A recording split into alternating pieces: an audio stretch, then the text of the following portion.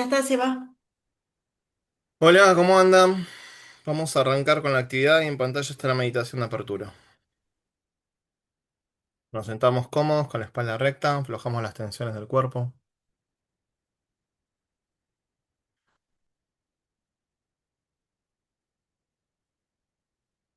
cerramos los ojos, enfocamos la atención en el entrecejo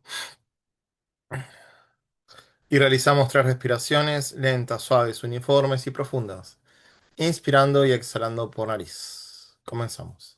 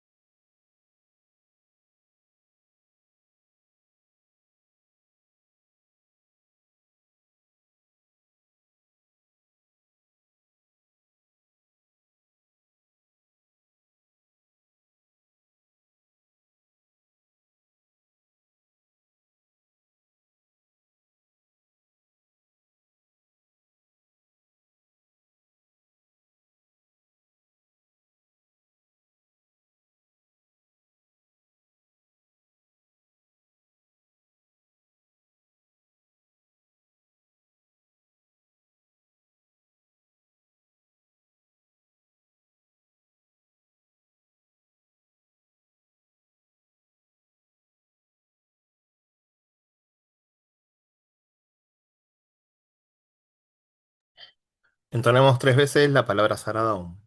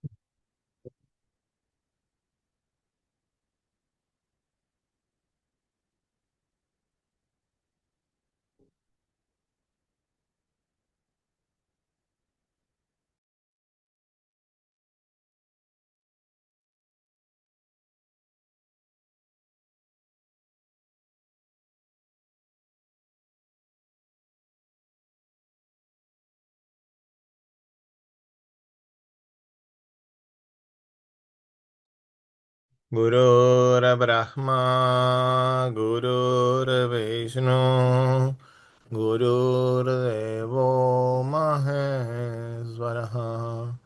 Gurur Sakshat Para Brahma, Tasmai Sri Gurave Namaha.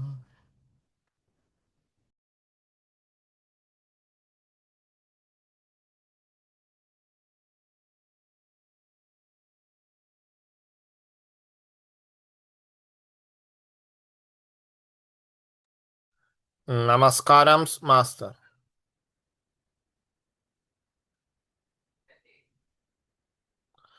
Namaskarams, Master, C. B. B.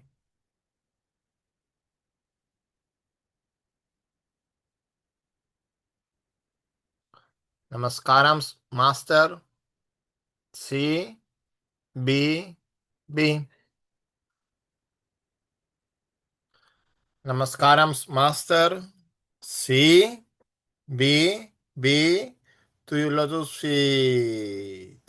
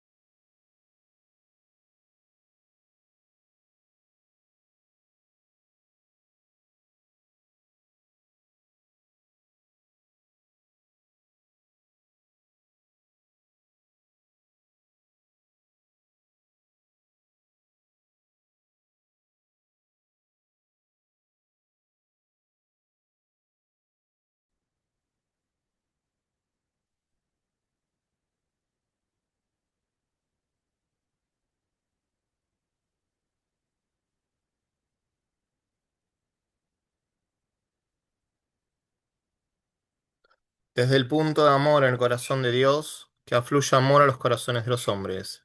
Que el Señor retorne a la tierra. Desde el centro, donde la voluntad de Dios es conocida, que el propósito guía las pequeñas voluntades de los hombres. El propósito de los maestros conocen y sirven. Desde el centro, que llamamos la raza de los hombres, que se realiza el plan de amor y de luz y sella la puerta donde se halla el mal. Desde el avatar de síntesis que está aquí, que descienda su energía a todos los reinos y eleve la tierra hasta los reyes de la belleza. Que la luz, el amor y el poder restablezcan el plan en la tierra. Que la luz, el amor y el poder restablezcan el plan en la tierra. Que la luz, el amor y el poder restablezcan el plan en la tierra.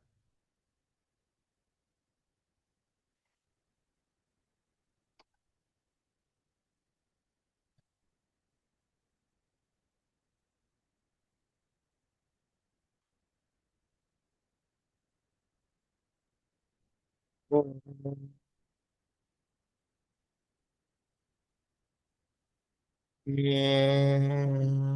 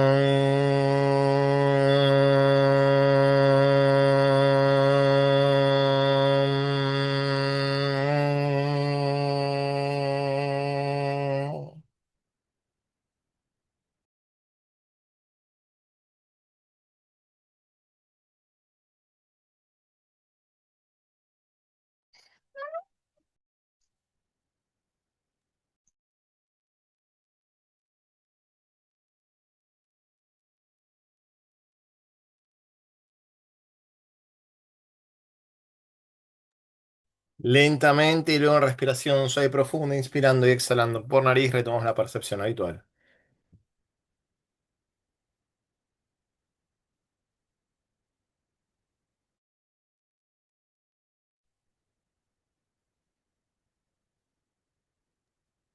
Hola, hola, ¿cómo están? Bienvenidos. Vamos a continuar con nuestro estudio de la doctrina secreta, tomo uno. Leti, ¿te acordás dónde dejamos? Sí, buenas noches a todos. Sí, en la página 273, el último párrafo de la página 273. Ok, pero está en la estancia, está. Estamos en la esloca 2 de la estancia 7.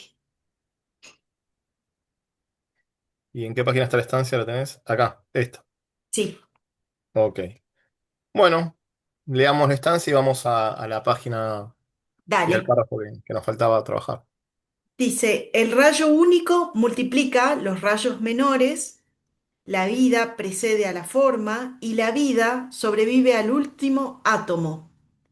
De la forma, el estula sarira, el cuerpo externo. A través de los rayos A través de los rayos innumerables, el rayo de vida, el uno, parecido a un hilo que ensarta muchas cuentas, muchas perlas. Bueno. Y me dijiste ese en... 273, el último párrafo de la página.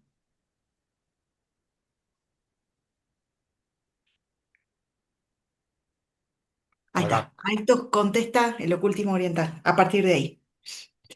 Dale. Lo leo, dale. A esto contesta el ocultismo oriental. Conforme son una abstracción para nuestros sentidos físicos, para nuestras percepciones espirituales, sin embargo, y para nuestro ojo espiritual interno, los Elohim o Danis no son más abstracción que para nosotros nuestra alma y nuestro espíritu. Desechad lo uno y tendréis que desechar lo otro, puesto que lo que constituye en nosotros la entidad que sobrevive es, en particular, la emanación directa de aquellas entidades celestiales y, en parte, también ellas mismas. Una cosa es cierta, los judíos conocían perfectamente la hechicería y varias fuerzas maléficas, pero, a excepción de algunos de sus grandes profetas y videntes, como Daniel y Ezequiel, perteneciendo Enoc a una raza demasiado distante y no a ninguna nación, sino a todas, como un carácter genérico, conocían muy poco el ocultismo realmente divino, ni hubieran querido usarlo, siendo su carácter nacional contrario a todo cuanto no estuviera directamente relacionado con sus propios beneficios étnicos, de tribu e individuales, como lo atestiguan sus propios profetas y las maldiciones por ellos lanzadas sobre la raza dura de cerviz. Pero aún la Cábala muestra claramente la relación directa entre los sefirot o Elohim y los hombres.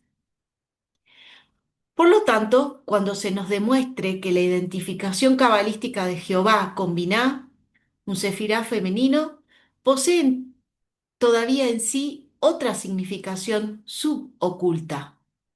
Entonces, y solo entonces, estarán dispuestos los ocultistas a entregar la palma de la perfección al cabalista.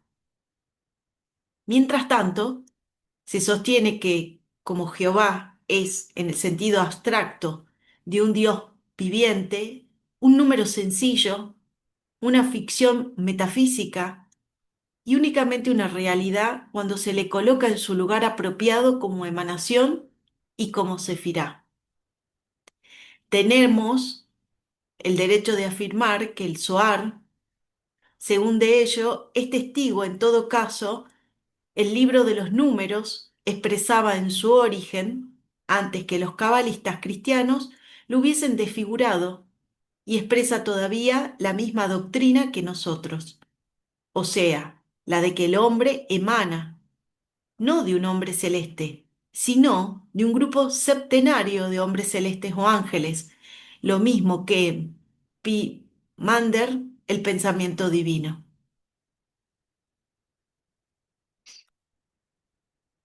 Ok, bueno.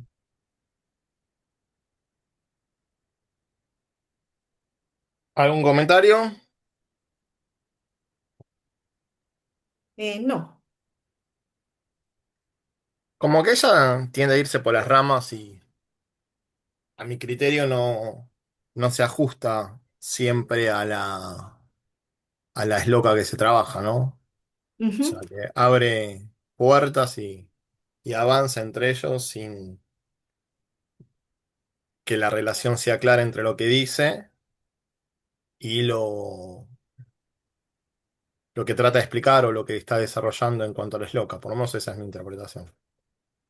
Entonces dice, en vinculado a la cábala, pues hemos visto que los Elohim son los equivalentes a los Dianis Sí. eh, de la tradición, en la tradición hebrea, que vinculan estas inteligencias, si se quiere, a la periferia con el centro, y de ahí también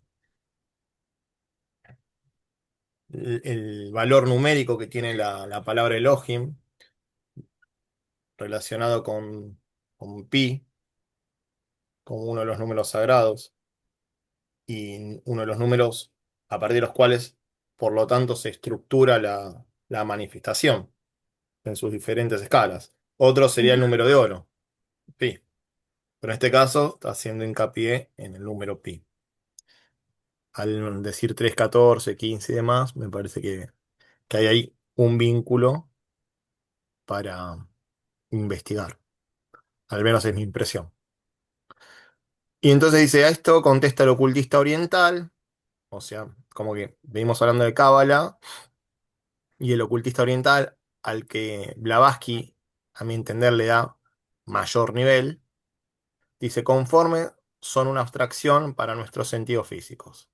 O sea, Ujú. esas inteligencias, sería una abstracción, esas inteligencias que colaboran en la manifestación del hombre. O sea, que colaboran para que esos principios se organicen en vehículos y pueda la jerarquía humana tener su experiencia terrena. ¿no? En los tres mundos, físico, emocional y mental, que obviamente está en relación al plan.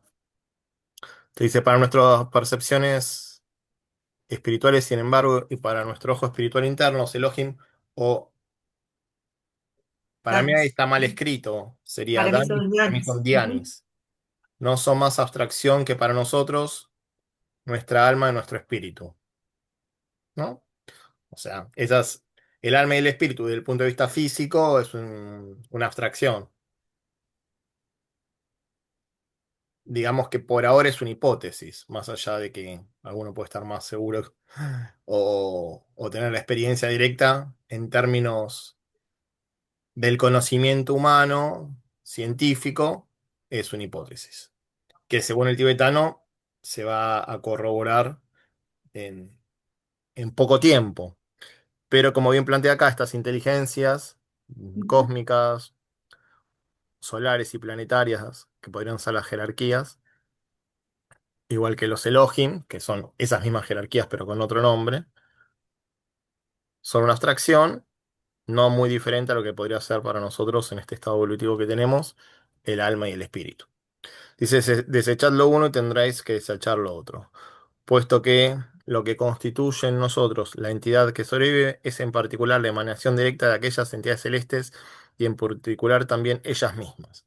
Aquí es interesante, a ver, no está hablando de Atma, me parece, porque eso no es la emanación de una entidad eh, o de un conjunto de entidades. Entonces, en Atma, digamos, la unidad de todas, se descubre la unidad de todas las entidades, me parece a mí, entiendo yo. Lo que sí es un conjunto donde participan este conjunto de entidades es en cómo se envuelve en tiempo y espacio, por decir un modo, ese Atma y puede entonces experimentarse cada uno de los planos en función del vehículo. En ese contexto, el alma,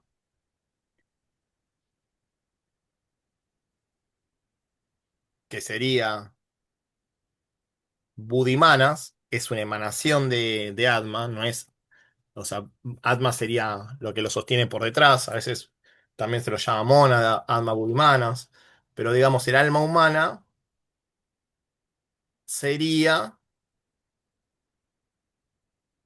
entiendo yo, esto que sobrevive a lo largo de las encarnaciones y que es una que están en relación directa con estas jerarquías creadoras, con estas jerarquías o Elohim de los que habla Blavatsky, y que también, en un sentido, son ellas mismas, ¿no? En particular, la emanación directa de aquellas entidades celestiales y parte también de ellas mismas. Si nosotros vamos a la digamos, a la propuesta del maestro Joel Kuhl, el alma eh, humana de Ujú. cada uno de nosotros estaría en el tercer subplano del plano mental, como punto de conciencia. Porque a veces tiene distintas connotaciones el término alma, ¿no? Recién dijimos budimanas, esos dos vehículos, en otro contexto, bueno, la conciencia se localizaría en el plano mental superior, de ahí la construcción del cuerpo causal como vehículo del alma, y esa conciencia sería el anclaje en un plano inferior de la mónada y la consecuencia de la conexión eh, de espíritu-materia, ¿no? Como esa chispa que se enciende y se vitaliza con ayuda de, de una jerarquía en especial, los ángeles solares, pero que a su vez se sirve de los vehículos que otras jerarquías aportan para poder el ser humano manifestarse en el mundo. Desde esa mirada del tibetano, podríamos decir entonces que sí, es una emanación directa del alma, eso que sobrevive de encarnación en encarnación con estas entidades celestiales, e incluso en esencia esa alma es la que inspira ese ángel solar, ese que inspira el alma, se podría decir que podría ser hasta eso mismo. Por otro todo tiene que ver con el contexto en donde nos paramos, o sea, el marco teórico, si se quiere. En principio, como síntesis diría, la esencia de todo es Atma, Atma es uno con Brahman, no es un principio, los principios devienen en todo caso, porque tienen sustrato Atman, esos principios le permiten al ser, a la jerarquía que va a tener la experiencia humana en este universo, revestirse con los vehículos acordes a su evolución, y en este proceso hay otras jerarquías que colaboran. Jerarquías superiores que ayudan al desarrollo de los vehículos y de la conciencia que tiene que ver con esos vehículos, de los planos, de los planos superiores del sistema, y jerarquías que están asociadas a los vehículos inferiores, y bueno, también a la conciencia de esos vehículos, y nosotros como humanos tenemos que integrar todos esos principios, o se integran esos principios en nosotros, dando, si se quiere, el 10 de la perfección, que involucra lo espiritual, lo material, y tenemos la experiencia humana a partir del un proceso de evolución que como jerarquía tenemos, pero también por la asistencia de estos Elohim, de estas de Anjo Han, o de los distintos niveles de jerarquía que junto a nosotros también están sirviendo, cada uno con su tarea. Estamos tal vez concentrándonos en lo humano, pero no sabemos, además de ayudarnos en esto que comentamos, no sabemos mucho más qué hacen, pero seguramente el plan de estas entidades es más amplio. Ni siquiera sabemos nosotros bien lo que hacemos. Estamos como medio caminando a ciegas. Somos guiados por inteligencias superiores, pero individualmente, hasta que no tomamos un poco más de conciencia, es un sendero que vamos recorriendo un poquito a los golpes. Bueno, pero todos de alguna manera estamos coparticipando y colaborándonos mutuamente en este proceso de evolución, en este proceso de evolución del sistema solar, y en el caso, repito, de la humanidad, sirviéndose también de la colaboración de estas jerarquías. ¿Algún comentario? ¿Algo que nos haya entendido? ¿Algo que quieran agregar? No se va. ¿Los demás cómo No. vienen? Bien, todo bien, muchas gracias. Ok. Ujú. Bueno, dice, una cosa es cierta, los judíos conocían perfectamente la hechicería y varias fuerzas maléficas. O sea, parece que los judíos, que no son los mismos que los cabalistas, aunque los cabalistas hayan estado muchos de ellos en relación directa con el pueblo judío, pero me parece que no es exactamente lo mismo, ¿no? Los cabalistas serían como la parte esotérica del judaísmo y pueden conocer la hechicería, pero no creo que sean ellos los verdaderos cabalistas los que trabajaban en hechicería y con las fuerzas maléficas, pero sí era un conocimiento que como otras etnias también tenían, ¿no? Los Bon, antes que llegue el budismo en el Tíbet, que incluso mucho de ese conocimiento se mezcló con el budismo y bueno, devino el budismo tibetano. Pero parece que los judíos, pese a que conocían esta hechicería, no eran verdaderos esoteristas, entiendo yo que está planteando Blavatsky, en los términos que lo está refiriendo, ¿no? Dice, una cosa es cierta, los judíos conocían perfectamente la hechicería y varias fuerzas maléficas, pero, o sea, a pesar que conocían la hechicería, a excepción de algunos de sus grandes profetas y videntes, como Daniel y Ezequiel, perteneciendo a Enoch, no tiene que ver con la tradición judía, sino es un arquetipo de razas anteriores, Ujú. conocían muy poco el ocultismo realmente divino, ni hubieran querido usarlo, siendo su carácter nacional contrario a todo cuanto no estuviera directamente relacionado con sus propios beneficios étnicos y de tribu e individuales, como los atestiguan sus profetas y las maldiciones por ellos lanzadas sobre las razas duras del cerviz. No sé cuáles son las razas duras del cerviz, no sé lo que es cerviz, pero mi entendimiento de la oración, que es extensa, bastante extensa, es que no tenía mucho conocimiento esotérico en general, salvo algunas pocas excepciones, que era un Ujú. pueblo que sí tenía conocimiento de hechicería, pero no verdadero conocimiento divino, en términos ocultistas estamos hablando, repito, salvo algunas honrosas excepciones, y que su propia forma, idiosincrasia cerrada y medio eh, egocentrista, si se quiere, bueno, no era ese modo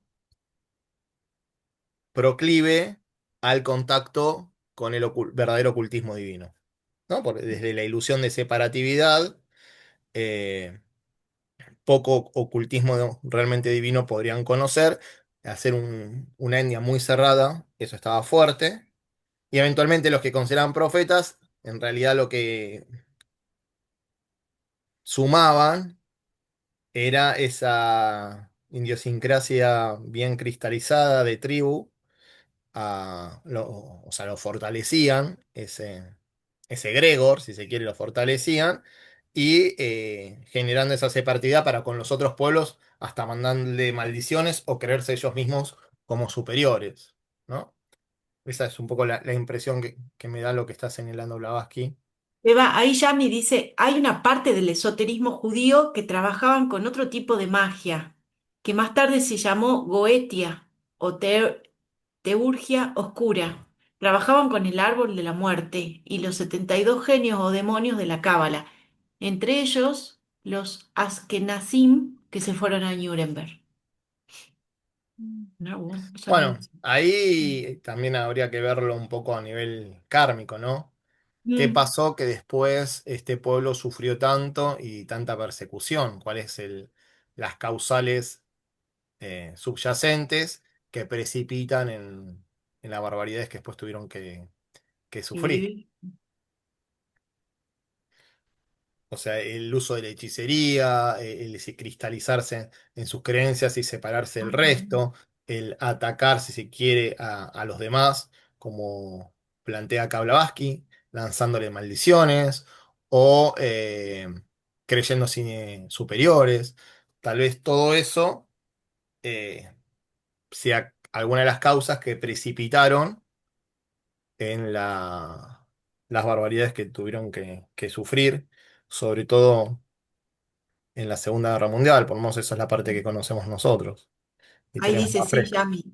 Dice, mi tatarabuela vino de Nuremberg, era medium, la hermana espiritista, y encontramos a las hermanas de mi tatarabuela en la lista de persecución nazi. Mi bisabuela era medium y trajeron varias costumbres. Mirá vos, no sabía eso. Habría que rastrear un poco también Bueno, cuál es el origen racial, no étnico, o sea, racial en términos esotéricos, cuál es, qué familia de raza está, devino después el pueblo judío en relación a alguna subraza dentro de qué raza, ¿no? Porque puede tener tal vez orígenes en la cuarta raza, alguna subraza de la cuarta raza y tener un vínculo más estrecho con los atlantes. No lo sé, no lo sé. Que no necesariamente sean solamente ellos, ¿no? claro, Pero tal vez sea una rama que de la época Atlante, después en el área, en la etapa Aria, siguió claro, de alguna tienen que, manera cristalizada y las consecuencias atlantes volvieron a experimentarse o kármicamente en la Primera y la Segunda Guerra Mundial, donde el sufrimiento del pueblo judío fue muy marcado. Entonces, si dicen que la Primera y Segunda Guerra Mundial tienen es consecuencia de la Atlántida, bueno, ujú, incluso de la cadena lunar, bueno, tal vez entonces haya una relación más estrecha, dado lo que vieron en la Segunda Guerra Mundial, esta etnia, con los atlantes, que otras etnias constituidas por otros egos, ¿no? Pero también es verdad que nosotros habremos pasado por todas, no creo que un ego, o sea, un alma, ego con mayúscula, solamente a lo largo de todo este tiempo, haya atravesado unas pocas naciones, ¿no? Me parece que en tantos millones de años habremos sido judíos, habremos sido chinos, habremos sido de todo, pero posiblemente algunos con más afinidad por estas cristalizaciones, por estos apegos, por estas modalidad del alma en su evolución, sí tengan mayor identificación con este pueblo y con las tendencias que fueron cristalizándose en este pueblo. También es verdad que grandes sabios tienen origen judío, ¿no? Creo que no deben tener deben tener en cantidad de pueblo que son, números, y los premios Nobel deben ser en proporción enorme Sí, descendientes de judíos. sí. Así que como todo, tiene sus pros y sus contras, si se quiere, sus aportes y cosas a trascender. Bueno, ¿algún comentario? No sé. ¿Alguien sabe lo que significa la palabra service? Sí, No, ahora significa, la busco. sí, significa dura cerviz, significa ser obstinado, terco, rebelde y soberbio. Bueno, es eso entonces, un poco lo que Es una hablamos, ¿no? crítica al judío, al pueblo judío en general, salvo los Claro. grandes profetas y videntes. Son estos, los grandes profetas, los que proferían maldiciones al grupo, a los judíos en general. Por eso los consideraban soberbios, tercos, etcétera. Salvo los grandes profetas, bueno, por eso. Eso me parece que es lo que quiso decir. Sí, sí, que esa es un Claro. poco Ah, de lo cabeza que describe el dura, pueblo dice judío en acá. general es bastante dura, Blavatsky, con algunos comportamientos que estaban cristalizados en el pueblo judío. Mal Sí, interpretado eso podría entenderse como racismo, pero eso sería un claro. extremo que no me parece que Blavatsky vaya por ahí. Pero sí establece ciertas tendencias, eh, Blavatsky, no, no de crítica malsana, sino que mirás de afuera parecen que son duras, pero yo las comparto. Me parece que lo que dice Blavatsky eh, es un pueblo que tuvo esas características. Eh, de hecho, no creo que haya sufrido lamentablemente lo que sufrió por azar. ¿No? Era parte de la depuración. Incluso capaz que alguno de nosotros estuvimos ahí, ¿no? No es que estoy acusando a alguien, es parte del humano también. Pero sí una cristalización en lo humano que tiene que ser trascendido. Dice, pero aún lo Cábala muestra claramente la relación directa entre los Sefirot o Elohim y los hombres. Entonces, la Cábala, que conoce algo de ocultismo, porque me parece que Blavatsky no lo considera como verdaderos ocultistas a los cabalistas, por lo menos de esta época, o a su mayoría, porque siempre alguna crítica les da. Eh, Estos que conocían más que los judíos promedios y que se acercaban un poco más al ocultismo, compartían con los ocultistas orientales el conocimiento de estas jerarquías, a las cuales llamaba Sefirot, Elohim, y que formaban parte también entonces directa de la constitución del hombre. Recordemos que los Sefirot, que en realidad son son femeninas, es la Sefirot. Sefirot es plural y son femeninas porque son, una de las traducciones viene de zafiro, de piedras de distintos colores, así que es en realidad una palabra plural pero femenina. Eh, bueno, son las distintas dimensiones que constituyen el árbol de la vida y acá los relacionan con las jerarquías. O sea, ese conocimiento lo tenía, aparentemente. Más allá de que otros no, o no tan avanzados eran en su mística. Hoy la cábala está bastante difundida en Occidente. Hay muchas cosas interesantes. Yo, viendo estos últimos años a Saban y otras charlas, me parece que suma bastante. Es interesante lo que aportan. Obviamente me parece mucho más profundo, que revela más información, por lo menos lo que entiendo yo o lo que conozco de la Cábala, revela mucha más información el tibetano y Blavatsky, ¿no? Que lo que a mí me llegó de Cábala.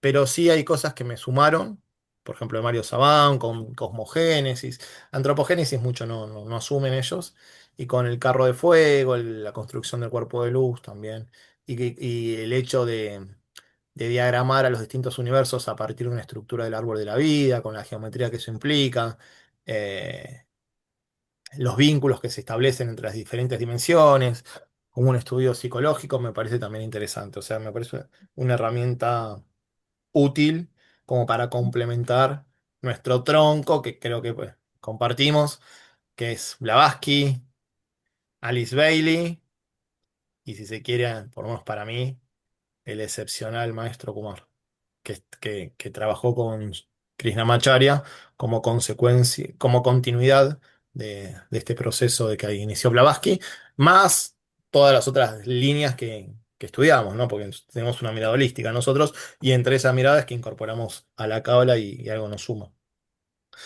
Bueno, dice, por lo tanto, cuando se nos demuestra que la identificación cabalista de Jehová con Binah, una cefira femenina, posee todavía en sí otra significación suboculta, entonces, solo entonces, estarán dispuestos los ocultistas a entregar la palma de la perfección al cabalista.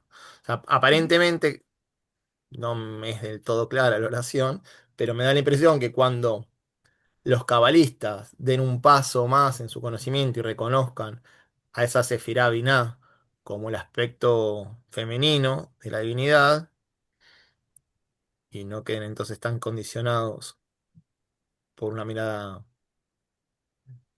machista, por decirlo de un modo, ¿no? Ver a Dios como solamente aspecto masculino, eh, y entonces se equilibren las fuerzas, solo entonces se le abrirá al cabalista un conocimiento que todavía no le ha sido revelado, ¿no? Me parece que va un poco por ahí. Dice, por lo tanto, cuando se nos demuestre que la identificación cabalista de Jehová combina una cefira femenina, posee todavía en sí otra subdimensión oculta, que es lo que no dice cuál es. Entonces Jehová sería más un dios femenino que el dios masculino que se le suele atribuir si lo relacionamos con Binah, ¿no? Fíjense que igual en Binah, considerarse una cefirá femenina, no obstante el principio de Saturno trabaja ahí, que sería masculino en algún sentido importante, ¿no? Aunque todo, como lo vimos con la luna, todo tiene distintas connotaciones. Algo que se lo puede apreciar de un modo, bueno, no se queda la posibilidad de conocer ese objeto de estudio solamente con el punto de vista tradicional, sino que hay que complementarlo con otro e incluso incorporar, como hicimos con la luna, tal vez otro punto de vista que a nuestro saber y entender no sería el que hoy es más natural, entender a la luna como, o al principio lunar como masculino, cuando en general se lo relaciona con lo femenino. Pero también se puede hacer entenderlo de ese modo y ver entonces que nada está fijo, el conocimiento no se cristaliza en un punto de vista, sino que los incorpora a todos y esa es la visión de la que habla el tibetano.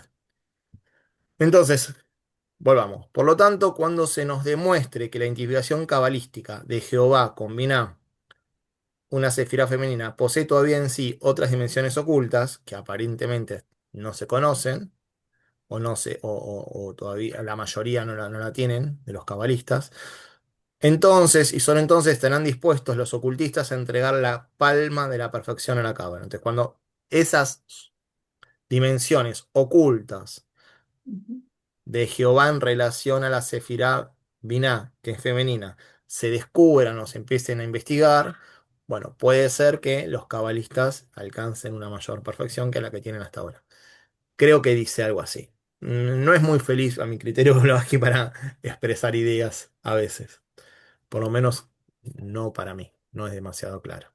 Mientras tanto, se sostiene que, como Jehová es, en el sentido abstracto de un Dios viviente, un número sencillo, una ficción metafísica y únicamente una realidad cuando se le coloca en su lugar apropiado como emanación y como sefirá, tenernos el derecho de Tendremos, afirmar, tendría que ser, ¿no? sí, Tenemos el pero dice derecho de afirmar, tendremos, sí, me tendría parece. que ser. El derecho de afirmar que el Zohar, según de ellos, es testigo, en todo caso, el libro de los números, expresado en su origen antes que los cabalistas cristianos lo hubiesen desfigurado y expresa todavía la misma doctrina que nosotros. O sea, aparentemente, el Zohar Ujú. sí da cuenta de la misma doctrina que el ocultista y que los cabalistas cristianos, acá cuando hablo de los cabalistas, tal vez no sean solamente los cabalistas de la mística judía, sino también de los cristianos, deformaron y perdieron un poco la esencia de ese conocimiento, pero que sí está en el Zohar. La misma doctrina que nosotros, o sea que el hombre emana no de un hombre celeste, sino de un grupo septenario de hombres celestes o ángeles. Lo mismo que en Pimander, el Pimander tendría que ser, ¿no? El pensamiento divino. Bueno, el Pimander entiendo yo que es el modo que lo nombra la línea hermética a lo que nosotros llamamos Mahad o la mente del creador o Brahma, eh, y que es en todo caso un colectivo de entidades. O sea, lo podemos ver como una unidad, pero que de la misma manera que nuestro cerebro tiene distintas partes, ¿no? Lóbulo frontal, eh, temporal, o un hemisferio y el otro, o sea, distintas zonas. Bueno, esa mente divina se constituye de distintas entidades. Es una mente inclusiva y además formada por un colectivo de entidades y de Ujú. jerarquías. Lo veo así yo al menos. Entonces dice que el hombre no es que emana de Dios en cuanto a unidad, sí una unidad subyacente, pero esa unidad subyacente, eh, para componer o dar lugar a a la emergencia del ser humano, bueno, tiene ya una diversidad septenaria en donde podemos relacionarlo con los 7 rayos asociarlos a los 7 hombres celestiales o los planetarios, y también a las jerarquías, a las 7 jerarquías que trabajan en este sistema solar junto a esos hombres celestiales, ¿no? Porque no son exactamente lo mismo las jerarquías creadoras que los hombres celestiales, pero sí están relacionados en su trabajo. Bueno, y el hombre, entonces es la síntesis de un conjunto de principios, entendiendo esos principios como entidades o jerarquías que trabajan mancomunadamente y en forma complementaria. Bueno, no sé si ustedes quieren agregar algo más. Veo que hay un chat de 17 cosas que me imagino que No, todas no, son ya de las leí, Yami. era lo que había comentado Yami, que Servís también se le decía en criollo cabeza dura al pueblo judío. Bueno, siguen siendo en alguna medida porque todavía entre ellos los más ortodoxos son cerrados. Sí. Mucho menos que antes. Ahora hay incluso judíos o de descendencia judía que se casan con otras religiones o con otras personas que no son de su comunidad, y antes seguramente era más raro o incluso mucho mal, o sea, muy mal visto, y ahora más allá de los ortodoxos hay otras líneas en el judaísmo que no son tan cerradas y se están generando esa renovación que también necesitan para ajustarse a las energías de Acuario. Porque cuanto más cristalizado entremos, cuanto más cerrados entremos a Acuario, bueno, las energías van a romper con una violencia mayor esas cristalizaciones si no aprendemos nosotros a adaptarnos. Lo llevemos al pueblo judío o en nuestra propia vida, ¿no? Bueno, ¿algún Perdón, comentario, alguna duda? ahí comentó Hasibe, dice, explorar el lado oscuro de la Cábala es adentrarse en uno de los conceptos más complejos y fascinantes del misticismo judío y el esoterismo occidental. A diferencia de la visión simplista del bien contra el mal, la Cábala ve este lado oscuro como una consecuencia estructural de la creación necesaria para el libre albedrío y el equilibrio cósmico. Acá te presento un desglose claro sobre Sitra Achara, la clipot y el árbol de la muerte, los conceptos fundamentales, la sombra de la luz. Para entender la oscuridad, primero hay que entender la estructura de la luz. El árbol de la vida está compuesto por las sefirot, emanaciones divinas de pureza y unidad. Su contraparte es el Sitra Achra. El otro lado es el término general para el reino de la impureza espiritual. No es un reino independiente que lucha contra Dios, sino un subproducto de la creación que permite la existencia de la separación y el ego. Clipot, las cáscaras, la palabra singular es clipa, cáscara. Interpretación psicológica y esotérica dice que es vital entender que para muchos cabalistas modernos y psicólogos, como en la tradición junguiana, el árbol de la muerte no está lleno de demonios externos, sino de arquetipos psicológicos internos. El desequilibrio, una clipa, surge cuando una virtud se lleva al extremo sin su contrapeso. Por ejemplo, la severidad, geburá, es necesaria para poner límites, pero sin misericordias, Chesed se convierte en Golayab, en crueldad y destrucción. El ego, mientras las sefirot buscan la anulación del ego para unirse a la luz, las clipot buscan la inflación del ego y la separación. Yo soy Dios.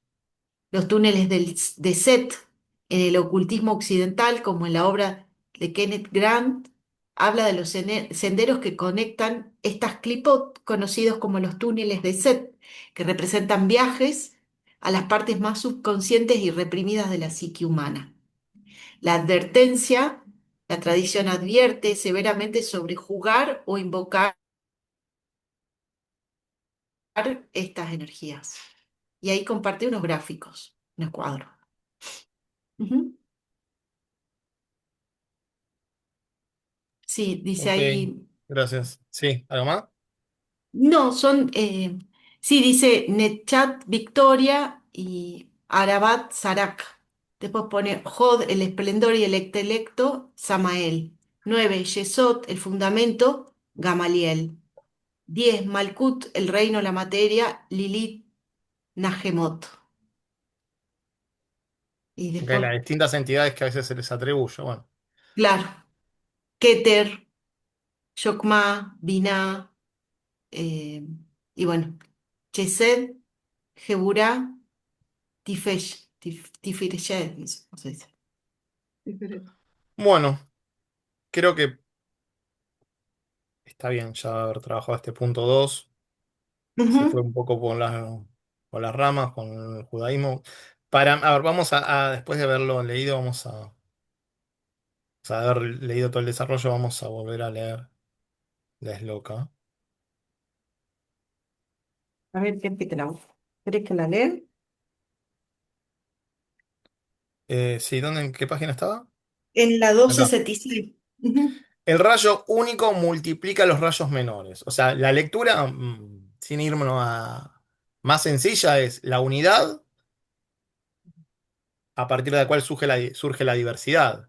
Ujú. El rayo blanco del cual surgen los 7 rayos, pero que en realidad son la combinación de 3 colores primarios, podría entenderse también. Eh, entonces la unidad subyace y la diversidad son cualidades principales que se organizan a partir de esa unidad. La vida precede a la forma, o sea que la forma es la consecuencia o el efecto de causales energéticos informacionales, ¿no? La conciencia se reviste, se cristaliza y obtiene un vehículo o forma, pero siempre está la energía, la información, el espíritu como esencia y causa de la estructura, vehículo o forma con la cual se reviste para manifestarse. Y la vida sobreviene al último átomo, o sea, no solo es previo, sino es posterior. La Ujú. forma es, en ese sentido, mucho más cambiante e impermanente. La vida se expresa a través de la multiplicidad y de las variabilidades que esa multiplicidad tienen en su desarrollo, de las transformaciones, pero la vida permanece, es antes, durante y después de Ujú. de esas formas. A través de los rayos innumerables, el rayo de vida, el uno, parecido a un hilo que ensarta muchas cuentas. Entonces, detrás de todas esas formas, detrás de la multiplicidad, de la heterogeneidad, de las transformaciones, hay algo subyacente que no cambia, que es esa vida. Es el sustrato atemporal, si se quiere. Es la unidad subyacente, como siempre también decimos. El rayo de vida permanece, es inmutable y une, o sea, le da como una especie de secuencialidad, continuidad a un proceso en donde las formas surgen en función de lo que en tiempo y espacio se necesita o tiene que ver con el plan, desaparecen para para generar nuevas formas en un sentido siempre de crecimiento y evolución. La vida las interpenetra todas, las sostiene, las trasciende y es entonces da esa idea de continuidad.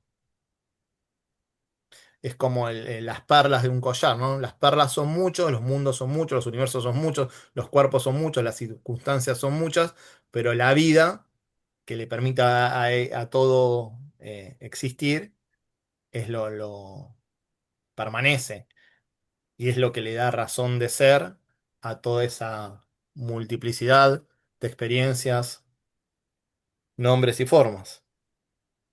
Yo creo que con decir eso era mucho más sencillo que irnos por todo lo que nos dijo acá, pero bueno. Podríamos relacionar esos rayos menores que vienen del rayo uno no solo con los 7 rayos, sino con las jerarquías, que también están asociadas a los rayos, con esas jerarquías relacionadas con el zodíaco, las distintas fuerzas que también impactan en el sistema solar, y ahí lo ampliamos más, pero se fue a lugares donde yo no me hubiese ido y que, según mi criterio, tampoco están tan asociados con lo que la Esloca principalmente quiere señalar, ¿no? Pero bueno, irse con la cábala y criticar a la cábala, más allá de que tenga razón, o al pueblo judío, en cuanto a, no personas, sino en cuanto a forma mental cristalizada, por más que tenga razón, no creo que tenga tanto que ver con la Esloca en sí. Pero bueno, es información que suma, qué sé yo. No directamente, pero suma como con una mirada, digamos, amplia, esotérica, que es un poco lo que plantea, entiendo, Blavatsky. No sé cómo ven ustedes estas reflexiones, si alguien quiere decir algo. Ustedes ven que hay en función a lo que leímos recién de la Esloca, hay una relación clara entre el desarrollo de Blavatsky y lo que dice No, la Esloca, o no, no, por ahí no, no. Se va por las se va ramas. por cosas que para mí no tienen tanto que Claro. ver con la Yo Esloca en sí. claro, me acordaba de cuando habla de la vida y todo, me acordaba del trabajo de Hércules en Acuario, que sí se habla del río el río de la vida y el río de la conciencia, y, y que sí, que es lo que está diciendo ahí, digamos, que todo detrás, todo lo que subyace es el hilo de la vida, ¿no? Todas las perlas se ensartan en ese hilo. Claro, podríamos llamarlo Sutradma y explicar lo que es el Es su Sutradma. trasma, exacto. Pero bueno, se va como a muchos lugares que para mí no están de manera clara Perdí que relacionadas con la terminás, claro. Esloca. Sí, sí, Pero te bueno. terminé. Lo cual a veces termina más confundiendo que aclarando, ¿no? Ujú. Bueno, pasamos al punto Dale, 3. anécdota 3. Dice, cuando el uno se convierte en 2, aparece el triple A y los tres son uno. Y este es nuestro hilo, Olanú, el corazón del hombre, planta, llamado Saptaparna. Saptaparna, B. Dice, cuando el uno se convierte en 2, el triple aparece. O sea, cuando el uno eterno lanza su reflejo en la región de la manifestación, aquel reflejo, el rayo, diferencia al agua del espacio. O según las palabras del libro de los muertos, el caos cesa gracias al fulgor del rayo de luz primordial, disipando la total oscuridad con el auxilio del gran poder mágico de la palabra del sol central. El caos se convierte en andrógino. El agua es incubada por la luz y el ser triple brota como su primogénito. Ra, Osiris, Ta, crea sus propios miembros, como Brahma, creando los dioses destinados a personificar sus fases durante el ciclo. El Ra egipcio, saliendo del abismo, es el alma divina universal en su aspecto manifestado, y lo mismo es Narayana, el Purusha, oculto en el Akaya y presente en el éter. Esta es la explicación metafísica y se refiere al principio mismo de la evolución, o como diríamos más bien, de la teogonía. El significado de la estancia, cuando se explica desde otro punto de vista, en su referencia al misterio del hombre y su origen, es todavía más difícil de comprender. Con objeto de formar un concepto claro de lo que significa el uno, convirtiéndose en dos y transformándose después en el triple, tiene el estudiante que enterarse primero perfectamente de lo que nosotros llamamos rondas. Si se dirige al budismo esotérico, primera tentativa para trazar un bosquejo, aproximado de la cosmogonía arcaica, verá que se entiende por ronda, la evolución en serie de la naturaleza material naciente, de los 7 globos de nuestra cadena, con sus reinos mineral, vegetal y animal, estando el hombre incluido en el último y a la cabeza del mismo, durante el periodo entero de un ciclo de vida, al que más tarde llamarían los brahmanes un día de Brahma. En resumen, una revolución de la rueda, nuestra cadena planetaria, la cual está compuesta de 7 globos o 7 ruedas separadas, esta vez en otro sentido. Cuando la evolución ha descendido en la materia desde el globo A al globo G o Z, esto es una ronda, o la mitad de la cuarta revolución, en la cual nuestra ronda presente. La evolución ha alcanzado el colmo de su desenvolvimiento físico, ha coronado su obra con el hombre físico perfecto y desde ese punto comienza su vuelta hacia el espíritu. Todo esto casi no necesita repetirse, pues se halla bien explicado en el budismo esotérico.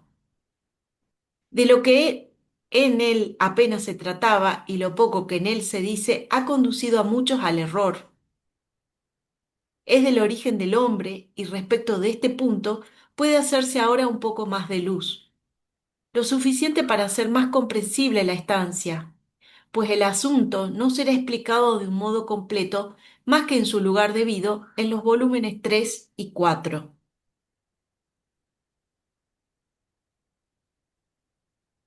Uy, bueno. ¿Querés que lea la cita, Seba? ¿O sigo? Espera que quiero ver cuál es la cita referente a qué. La 469 es la de donde dice de nuestra cadena. De nuestra cadena. Bueno, léelo, ya que está. Dice, varios críticos hostiles se muestran ansiosos de probar en nuestra primera obra Isis sin velo, no se enseñaban ni los 7 principios del hombre ni la constitución septenaria de nuestra cadena. Si bien en aquella obra la doctrina podía ser tan solo ligeramente indicada, existen, sin embargo, muchos párrafos en que se hace mención expresa de la constitución septenaria tanto del hombre como de la cadena.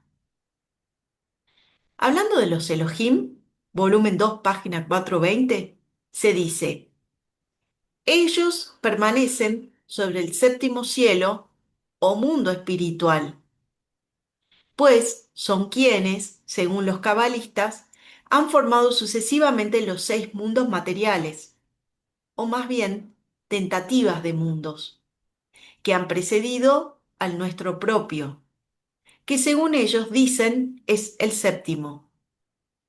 Nuestro globo es, por supuesto, en el diagrama que representa la cadena, el séptimo y el más inferior. Aunque como la evolución en estos globos es cíclica, es el cuarto en el arco descendente en la materia.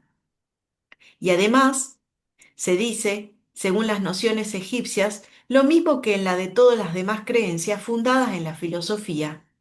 No era el hombre meramente una unión de alma y cuerpo, era una trinidad cuando se le añadía el espíritu. Además, aquella doctrina le hacía consistir de cuerpo, forma astral o sombra, alma animal, alma superior e inteligencia terrestre, y de un sexto principio, etcétera, etcétera. El séptimo, el espíritu.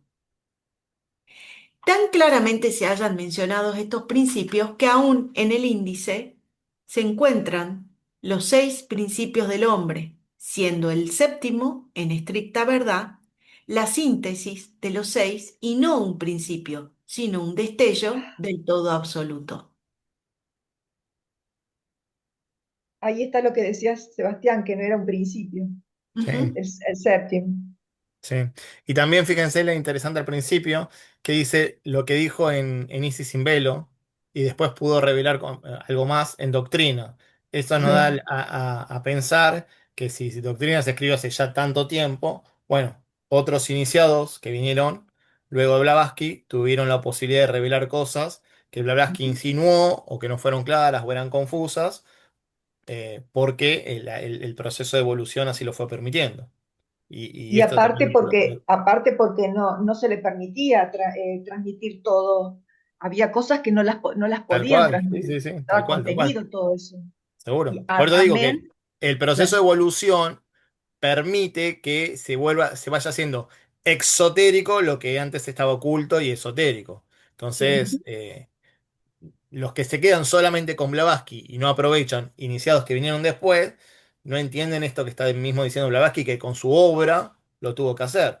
Reveló algo en un momento y después pudo revelar más, porque en el sí, principio, en un comienzo, todavía no estaba permitido, por decirlo de un modo, o el hombre no estaba capacitado, como todo junto, y en la medida que va desenvolviéndose el tiempo, más información se le revela. Entonces, aquellos que son más papitas que el Papa se pierden esa posibilidad.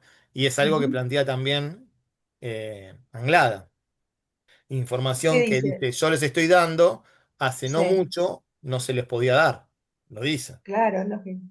Está bien. Lo que me pregunto es, no sé si ustedes han tenido la oportunidad de hablar con gente no sé, con algún iniciado, ¿no? Pero ¿tiene sentido a esta altura de la evolución eh, leer este material, salvo por una cuestión de respeto pero desde el punto de vista espiritual, ¿aporta algo este libro? Yo tengo mi duda. Mirá, yo no creo que se hubiese gastado energía si no tuviese sentido. Porque No, hay en un momento una de lo las leyes es la tuvo. ley de economía, ¿no? El uso correcto de la energía. Así que un sentido tiene. Ahora, ¿qué dice Kumar? Que para mí no solo era un iniciado, sino un gran iniciado, un maestro.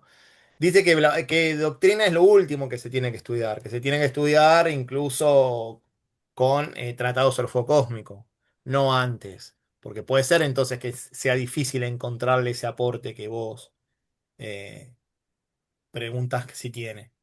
Entonces sí, hay un orden, incluso también a veces te sugieren un orden para abordar la misma doctrina secreta, no necesariamente siempre se arranca por el primer tomo. Entonces, en un proceso de maduración de cada uno de nosotros puede tener sentido también. Es como haciendo la analogía a lo que planteaba Blavatsky, ¿no?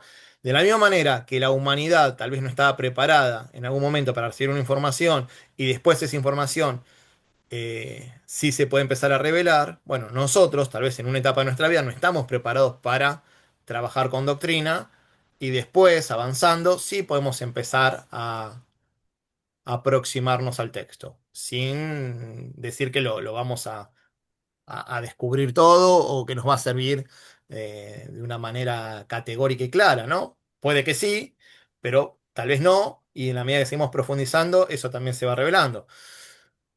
Está siempre la anécdota del maestro de Tiene alguna. Kumar, que una vez fue a dar Ujú. una charla a la sociedad teosófica. Él vio un texto que se llama La Doctrina Secreta, preguntó por ese texto y dijo, no, este texto se escribió hace un tiempo, pero no lo estudia nadie, es muy complicado, no se lo toca prácticamente. Y le causó curiosidad y lo pidió, se lo dieron, se lo llevó, se iba a poner a estudiarlo, empezó a leerlo. Le dio ganas de ir a tomar un café, yo cuento esta anécdota, ¿no? Fue a tomar un café, se le cruza un mendigo, le dice que si lo invita a comer algo, bueno, vamos, le dice el maestro. Y mientras que van caminando al bar, le dice este mendigo, este hombre mayor, con apariencia de mendigo, dice, ¿así que estás estudiando doctrina secreta? Y medio como que se queda el maestro de Kumar ahí, como no entendía bien cómo el hombre este le estaba haciendo ese comentario. Toman el té, ese chai creo que tomaron, que es un té muy popular en la India. Salían del bar, volvían caminando juntos, y el hombre le dice, bueno, antes de estudiar doctrina secreta, volví a estudiar o leer el Bhagavad Gita. Y pensaba Krishnamacharya, yo de charla el Bhagavad Gita, lo sé de memoria. No, estudiar Bhagavad Gita y se va. Desaparece. Cuando se da vuelta no estaba la persona esta. Entonces, Krishnamacharya llega con mucha intriga de todo lo que le había, aparte que estamos hablando de un iniciado que sabía leer lo que la vida le presentaba, ¿no? Porque la vida siempre te da información, pero nosotros somos ciegos. Bueno, eh, se pone a estudiar, a leer de vuelta la Gita y un montón de información que no había captado en sus estudios, y bastante profundos, por lo menos en comparación con los nuestros, sobre Gita se le empieza a revelar. Entonces, cosmogénesis, antropogénesis, estaba ahí, pero él no lo había visto. Bueno, y recién entonces ahí pudo abordar de una manera más útil para su trabajo doctrina. Entonces no es que no lo estudió doctrina, lo estudió, pero se fue preparando, incluso él. Bueno, podemos tal vez interpretar lo mismo nosotros. Aproximarnos a doctrina, pero con alguna base en alguna previa, como propone Kumar, un estudio de libros de Alice Bailey, de distintos textos para llegar a doctrina. Bueno, la realidad es que yo no arranqué con doctrina. Creo que ustedes tampoco. No tendremos la capacidad de Krishnamacharya, ni mucho menos, pero algo ya tenemos como para abordar doctrina y ver si nos sirve. Yo Bueno, pero creo en que debe este tener su caso, utilidad. sí, ¿Cómo? me da la sensación de que lo válido de este texto son las locas. Todo lo demás, los comentarios, como bien dijiste vos, o confunden o están escritos para un tipo de pensamiento de hace 150 años. Entonces, creo que la riqueza está en meditar las locas, punto. Y, y, Sí y no, o sea, yo creo que no todo no es válido. Hay cosas que dijo que sí suman y me aclararon. Hay otras que sí confunden y que se van por otro lado, por cualquier lado. O sea, las dos cosas me parece que sea. Y por lo que entiendo, a propósito lo hizo Blavatsky. Para el que tiene la capacidad de detectar lo importante, las perlas en el barro, las vea. Yo veo, no es que no noto nada, yo noto con cosas confusas, noto que no, a veces no son claras las oraciones, la traducción puede tener mucho que ver, incluso detecto yo información que está, según mi perspectiva, mi conocimiento, mal traducida, y lo vuelven a traducir como hicieron una traducción hace poco, y siguen, a mi criterio, repitiendo el error porque no terminaron de entender a lo que iba. Entonces, hay un poco de todo, pero hay mucha información que da que también suma. Yo, de hecho, si ustedes ven, yo compartí un texto hace poquito. Si ustedes ven ese texto, mucho de lo que pude escribir eso es porque lo saqué de doctrina. eh, y entre otros textos, ¿no? Pero mucho de eso lo saqué de doctrina. Y si no hubiese leído la doctrina, esos 115 páginas de las cadenas, globo y antropogénesis, no lo hubiese podido escribir. Entonces no es que todo confuso. No, hay muchas cosas que no son tan confusas y que incluso para nuestro nivel nos puede sumar.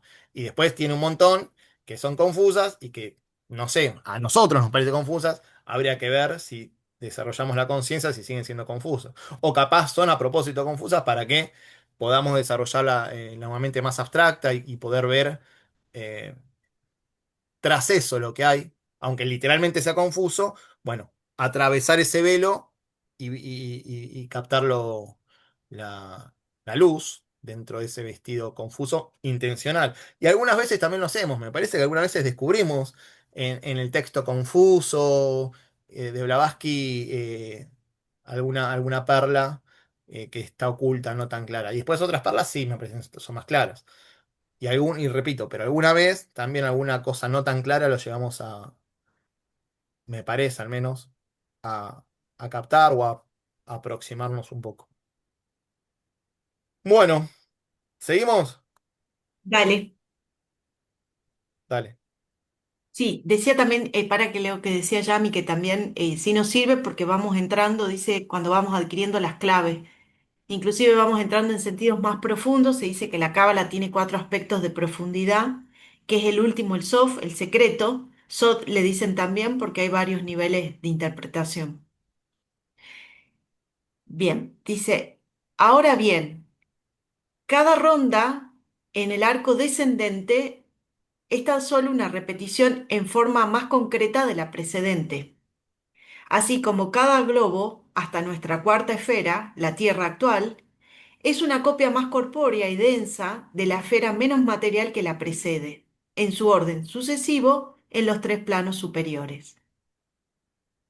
En su camino hacia arriba por el arco ascendente, la evolución espiritualiza y eteriza, por así decirlo, reiza, por así decirlo, así, la naturaleza general de todo, llevándolo a un nivel con el plano en que se haya colocado en el arco opuesto el globo gemelo, siendo el resultado que cuando se llega al séptimo globo en cualquier ronda, la naturaleza de todo lo que evoluciona vuelve a la condición en que se hallaba en su punto de partida, con la adición, cada vez, de un grado nuevo y superior en los estados de conciencia. Así, resulta claro que el llamado origen del hombre, en esta nuestra ronda presente o ciclo de vida en este planeta, debe ocupar el mismo lugar en el mismo orden, salvo detalles fundados en condiciones locales y de tiempo que en la ronda precedente. Además, debe explicarse y recordarse que así como la obra de cada ronda se dice que corresponde a un grupo diferente de los llamados creadores o arquitectos, lo mismo sucede con cada globo, o sea, que se halla bajo la vigilancia y dirección de constructores y vigilantes especiales, los diferentes Jan Johans. Creadores es una palabra incorrecta, pues ninguna religión, ni siquiera la secta de los Vishishtadvaitis en la India, que antropomorfiza a Parabrahman mismo, cree en la creación ex nihilo, como los cristianos y judíos, sino en la evolución de materiales preexistentes. El grupo de la jerarquía a cuyo cargo se halla la creación de los hombres es, pues, un grupo especial y desenvolvió el hombre tipo en este ciclo, precisamente como un grupo todavía más elevado y espiritual. Lo desenvolvió en la tercera ronda. Pero como es el sexto, en la escala descendente de espiritualidad, siendo el último y séptimo el de los espíritus terrestres elementales, que forman, construyen y condensan gradualmente su cuerpo físico, este sexto grupo no desenvuelve más que la forma sombra del hombre futuro, una copia de sí mismo, sutil, transparente, apenas visible. A la quinta jerarquía, los seres misteriosos que presiden sobre la constelación de Capricornio, Macara o el cocodrilo en la India y en Egipto, corresponde la obra de animar a la forma animal, vacía y etérea, y de hacer de ella el hombre racional. Este es uno de los asuntos de que muy poco puede decirse al público en general. Es un misterio verdaderamente, pero tan solo para quien se haya preparado a desechar la existencia de seres espirituales, conscientes e intelectuales en el universo, limitando la conciencia plena solo al hombre, y esto únicamente como una función del cerebro. Muchas son aquellas de las entidades espirituales que se han encarnado corporalmente en el hombre desde el principio de su aparición, y que sin embargo existen tan independientes como antes en lo infinito del espacio.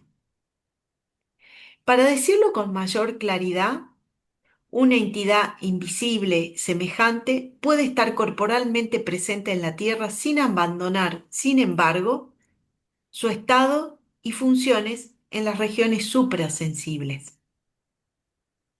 Si esto necesita explicación, nada mejor podemos hacer que recordar al lector casos análogos en lo llamado espiritismo.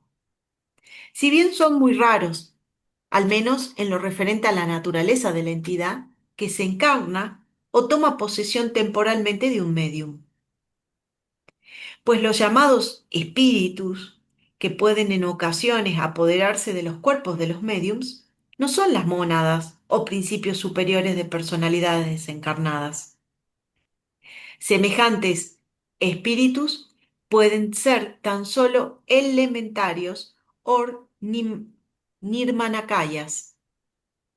Precisamente así, como ciertas personas, sea en virtud de una organización peculiar o gracias al poder del saber místico adquirido, pueden ser vistas en su doble en un sitio, mientras su cuerpo se halla en muchas millas de distancia. Del mismo modo puede suceder un hecho análogo, tratándose de seres superiores.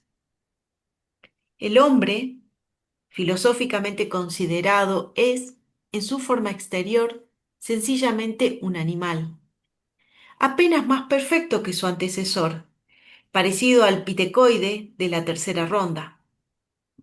Es un cuerpo vivo, no un ser viviente, puesto que para darse cuenta de la existencia, el ego sum necesita conciencia de sí mismo, y un animal puede poseer tan solo conciencia directa o instinto. También comprendido era esto por los antiguos, que hasta el cabalista ha considerado al alma y al cuerpo como dos vidas, independientes una de otra. En Los nuevos aspectos de la vida, el autor expone esta enseñanza cabalística.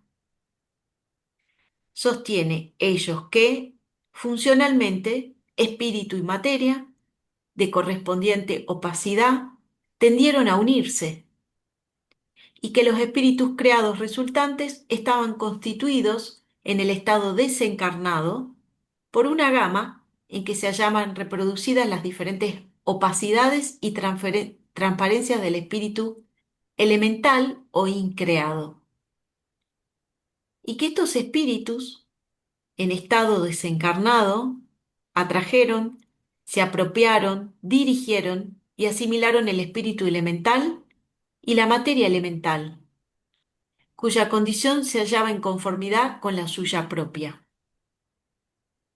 Ellos enseñan, por tanto, que existía una gran diferencia en la condición de los espíritus creados, y que en la íntima asociación entre el mundo del espíritu y el mundo de la materia, los espíritus más opacos, en el estado desencarnado, eran arrastrados hacia las partes más densas del mundo material y tendían, por lo tanto, hacia el centro de la Tierra, en donde encontraban condiciones más apropiadas a su estado, al paso que los espíritus más transparentes pasaban al aura que rodeaba al planeta, que rodea al planeta, perdón, encontrando los más enrarecidos su residencia en el satélite de aquel. Esto se refiere exclusivamente a nuestros espíritus elementales y nada tiene que ver con las fuerzas inteligentes planetarias, siderales, cósmicas o interetéricas, o ángeles, como les llama la Iglesia romana. Los cabalistas judíos, en especial los ocultistas prácticos que se ocupan de magia ceremonial, tan solo han tenido en cuenta a los espíritus de los planetas y los llamados elementales. Por lo tanto, lo expuesto acá abarca solo una parte de las enseñanzas esotéricas. El alma, cuyo vehículo corpóreo es la envoltura astral, etéreo, sustancial, puede morir y, sin embargo, continuar el hombre viviendo en la tierra. Esto es, puede el alma liberarse del tabernáculo y abandonarlo por varias razones, tales como la locura, la depravación espiritual y física, etc. La posibilidad de que el alma, es decir, el ego espiritual eterno, resida en los mundos invisibles mientras su cuerpo vive en la tierra, es una doctrina eminentemente oculta, en especial en la filosofía budista y china. Muchos son los hombres sin alma entre nosotros, pues este caso se sabe que tiene lugar entre los extremadamente materializados y perversos, así como entre personas que adelantan en santidad y no vuelven más. Por lo tanto, lo que los hombres vivientes iniciados pueden hacer más fácilmente lo pueden verificar los yanis, quienes se hallan libres de todo cuerpo físico que les estorbe. Esta era la creencia de los antidiluvianos y hoy gana rápidamente terreno también en la moderna sociedad inteligente. Entre los espiritistas, así como en las iglesias griega y romana, las cuales enseñan la ubicuidad de sus ángeles. Los zoroastrianos consideraban a sus Amshaspet como entidades dobles, pero Uwers, aplicando este dualismo, en filosofía esotérica por lo menos, a todos los habitantes espirituales e invisibles de los mundos, innumerables en el espacio, visibles para nuestros ojos. En una nota de Damasio, en el siglo VI, acerca de los oráculos caldeos, tenemos una amplia evidencia de la universalidad de esta doctrina, pues dice, en estos oráculos, los 7 cosmocratores del mundo, las columnas del mundo, mencionados igualmente por San Pablo, son dobles. Una serie estaba designada para regir los mundos superiores, espirituales y siderales, y la otra para vigilar y guiar los mundos materiales. Tal es también la opinión de Jámblico, quien establece una distinción evidente entre los arcángeles y los arcontes. Lo que antecede puede aplicarse, por supuesto, a la distinción hecha entre los grados u órdenes de los seres espirituales, y en este sentido, la Iglesia Católica Romana trata de interpretar y de enseñar la diferencia, porque al paso que los arcángeles son, según sus enseñanzas, divinos y santos, sus dobles son denunciados por ella como demonios. Pero la palabra Ferower no ha de comprenderse en este sentido, pues significa sencillamente el reverso o el lado opuesto de algún atributo o cualidad. Así es que cuando el ocultista dice que el demonio es lo inverso de Dios, el mal, el reverso de la medalla, no pretende significar dos realidades separadas, sino los dos aspectos o facetas de la misma unidad. Ahora bien, el mejor de los hombres vivientes, puesto al lado de un arcángel, tal como lo describe la teología, aparecería como ente infernal. De aquí que haya cierta razón para rebajar a un doble inferior que se halla mucho más profundamente sumido en la materia que su original. Pero, sin embargo, existe bien poco motivo para considerarles como demonios, y esto es precisamente lo que los católicos romanos hacen contra toda razón y lógica. Esta identidad entre el espíritu y su doble material en el hombre es el reverso. Explica todavía mejor la confusión, a que ya se ha aludido en esta obra, en los nombres e individualidades, así como en los números de los rishis y los Prajapatis, especialmente entre los periodos del Satya Yuga, el periodo Maha Paratiano, también arroja más luz sobre lo que enseña la doctrina secreta con respecto a los manus raíz y los manus semilla.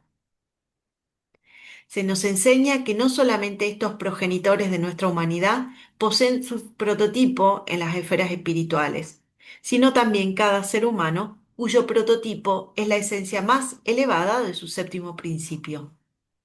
Así, los 7 manus se convierten en 14, el manu raíz siendo la causa primera y el manus semilla su efecto.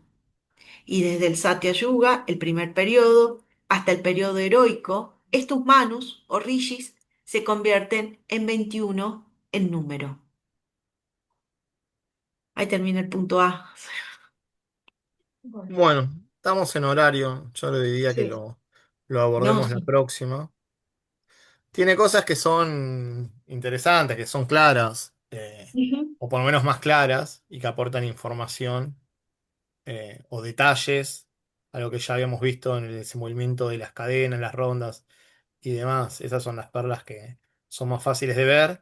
Y después tendremos que investigar eh, otras frases que no son tan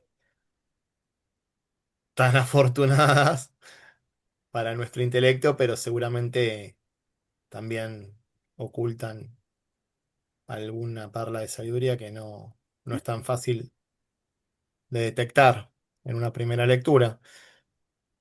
Más allá de lo que comentamos, creo que el hecho de hacer el esfuerzo de comprensión o de generar vínculos a partir de lo que dice Blavatsky, eso también tiene una función en nuestro aprendizaje, incluso en la conexión neuronal. Así que es un desafío estos textos, eh, ya desde ese mismo punto de vista, ¿no? Para desenvolver la mente abstracta.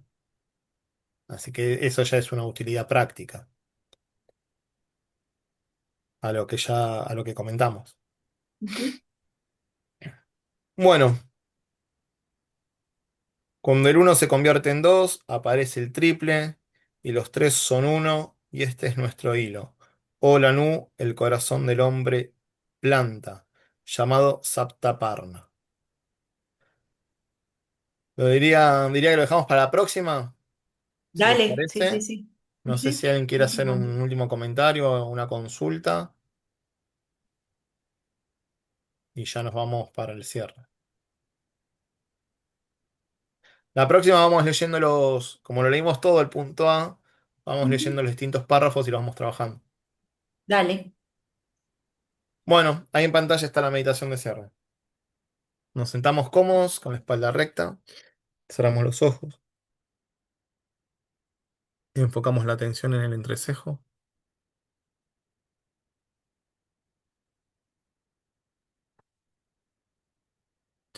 Intonamos 3 veces la palabra sagrada Om.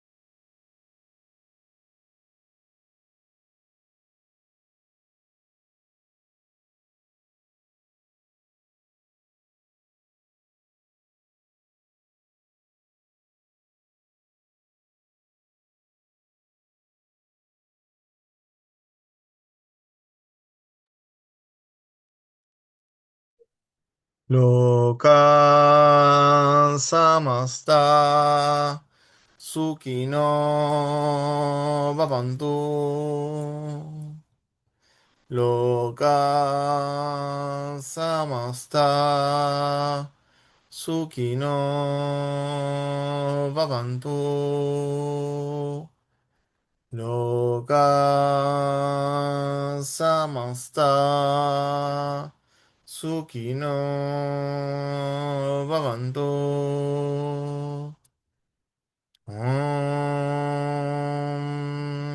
Shanti Shanti Shanti.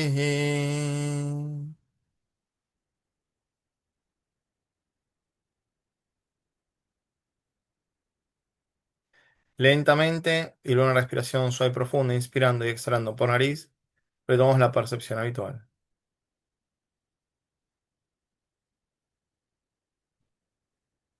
Muy bien, gracias gente por participar. Seguimos con este texto el próximo miércoles, 8 de la noche de Argentina, si Dios quiere. Mañana, jueves, tenemos a las 8 de la noche Astrología Esotérica de Alice Bailey, el maestro Joel Kuhl. Y el viernes cerramos la semana con Tratado sobre el Fuego Cósmico.